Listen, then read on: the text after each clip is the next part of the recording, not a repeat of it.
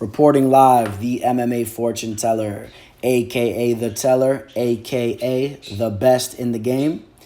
So today we're going to be breaking down UFC Fight Night 147. But before I get into that, I kind of want to give you guys a gist of what's going on over here on the back end. So this is my first YouTube video of me doing my fight predictions.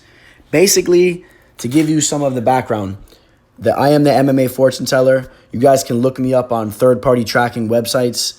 If you guys haven't already done that before, I am the best MMA capper in the game, hands down. I know a lot of you guys have been listening to other MMA cappers or guys that do MMA picks here on YouTube. A lot of them are pretty corny. Some of them are cool, but, for the most part, they're pretty corny. And besides that, they really don't even know what they're talking about. A lot of them, they hop on Wikipedia and ShareDog and they just, relay a bunch of information. You're not going to get that over here. You're not going to get a super long video of me just going in great depth of every, guy they fought and this and that. You're not going to get that here.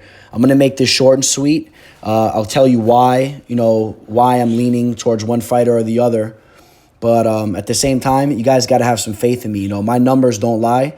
So when I pick somebody, there's a reason why I'm picking them. I can't talk about the fight footage that I watched all week, the 30, 40 hours of fight footage that I watched. I'm not going to relay all that information into this, into this video. So that's a little bit of background on what's going to be going on.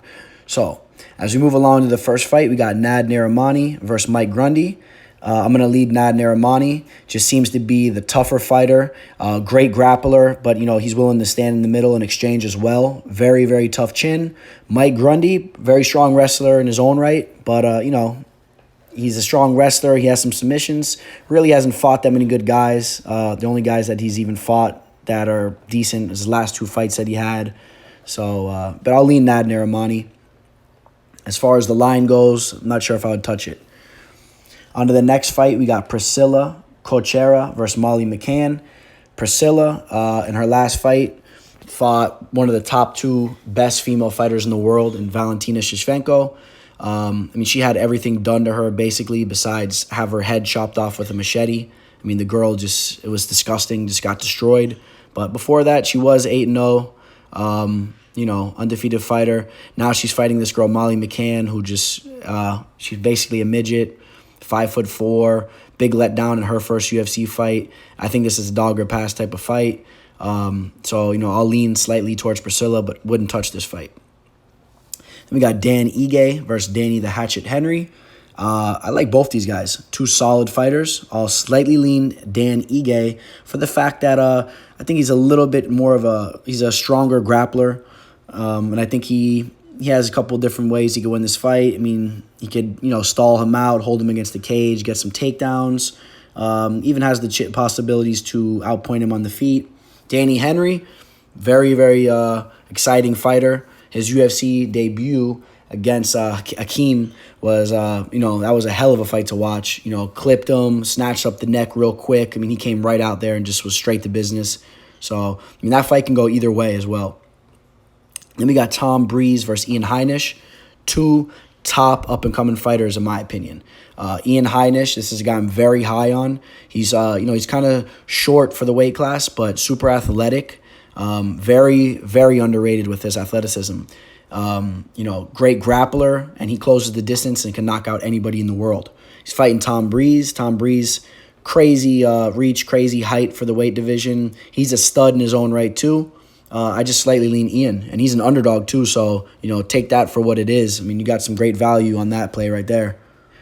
Then we got the Romanian newcomer, Nikolai, fighting Safarov. I'm going to slightly lean Nikolai just for the fact that he's an undefeated fighter.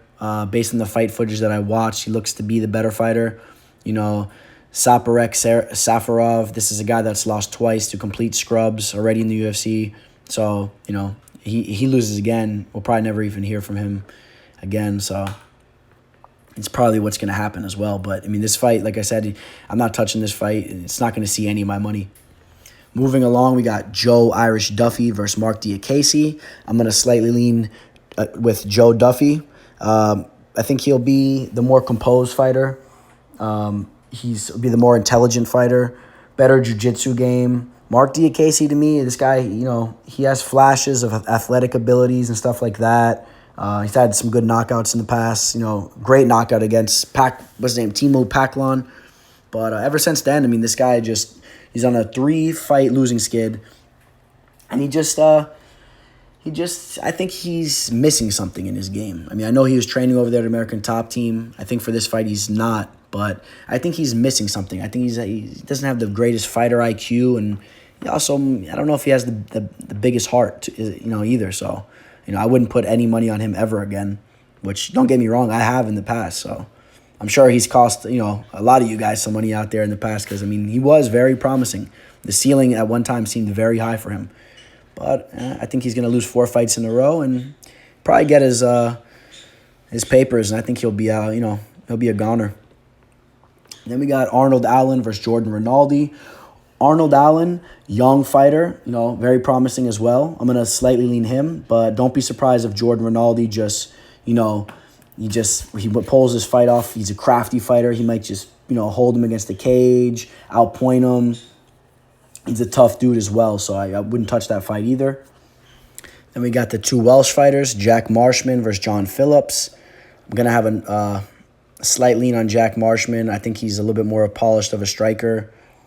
And I think he might be coming too. He does have some promise, but I don't think he'll be anything too great. But I think he is definitely the best fighter out of Wales. So, yeah, I think he'll take Phillips out. Phillips, he has power, though, so don't be surprised if, he sleeps Marshman because he's knocked out quite a few guys in the past. So that's a fight that I really won't be touching either. So moving along, we got Claudio Enrique da Silva versus Danny Roberts. Danny Roberts, this is a fighter, very, very polished striker.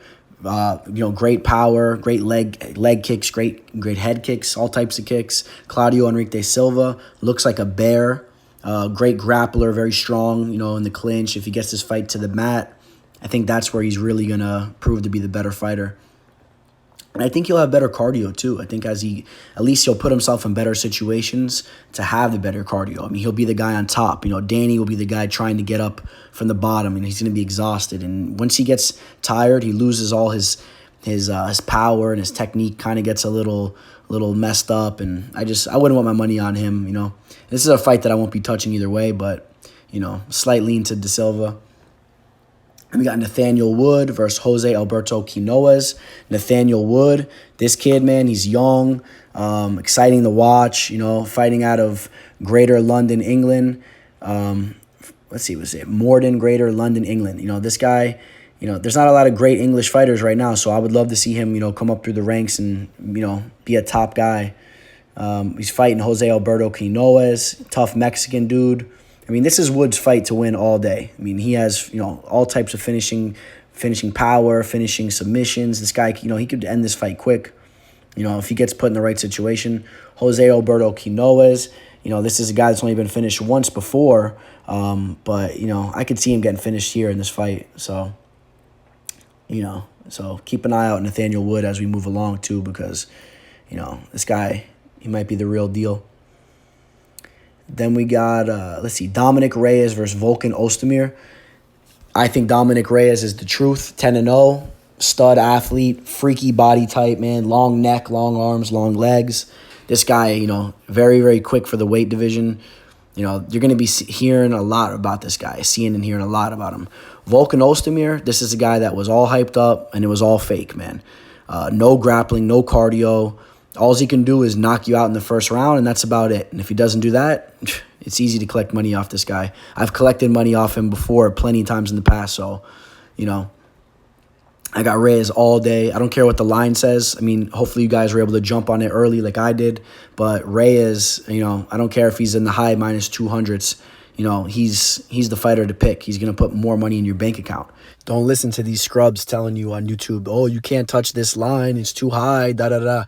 That's all BS, And that's why when you look at the true numbers, that's why, my bank account's bigger. That's why, I have more units of value than them if you look at our third-party tracking accounts, There's some fights, yeah, the guy is a big, he's a heavy favorite. That doesn't mean you can't capitalize and make some money off it, depending on the fight. And this is one of those fights. Reyes has multiple ways to win this fight.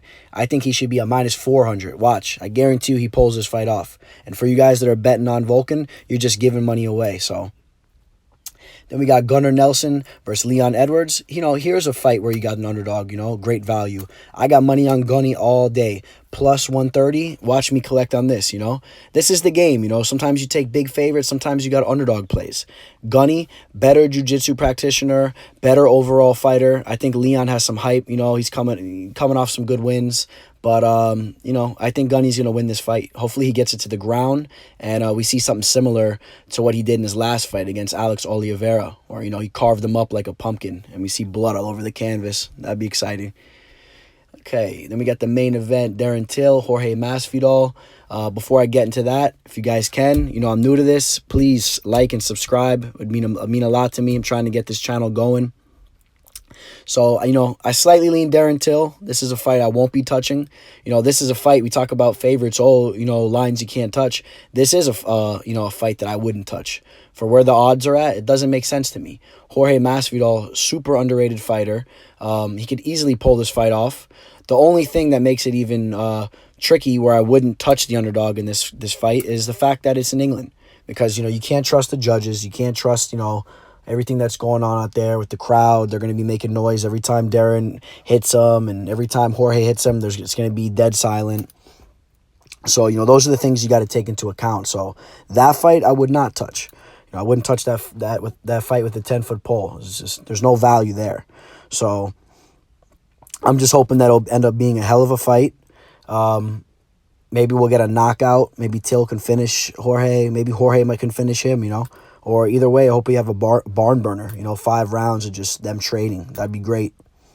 So, those are my fight predictions. I hope you guys have enjoyed this.